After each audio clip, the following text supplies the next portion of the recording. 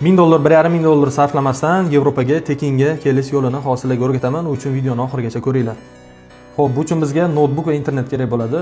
Google'ni ochamiz va qidiruv bo'limiga pracuy.pl deb qidiramiz. Bunga o'xshagan saytlar ko'p. Eng ommabobi Polshada shu hozirda. O'zingizga mosini tanlaysiz. Misol uchun, loyiha menejerini men tanladim.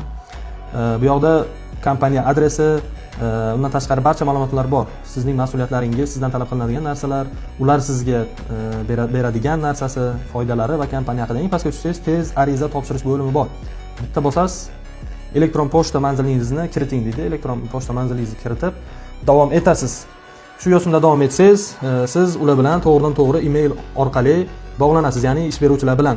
Va ularning emailiga siz minimum o'zingiz haqingizda ma'lumotlar qoldirishingiz kerak. Bular nima ma'lumotlar bo'lishi mumkin? O'zingiz haqingizda qisqacha ma'lumot, yoshingiz nechida, qo'lingizdan nima ishlar keladi, necha yil stajingiz bor va o'sha siz o'zingiz qilgan ishlaringizni bir nechta fotosuratlarni joylab, ularga xabar yuborsangiz bo'ladi va biroz muddatdan keyin sizga avtomatik tarzda javob keladi. Shu yo'sinda ular bilan muloqot olib borasiz.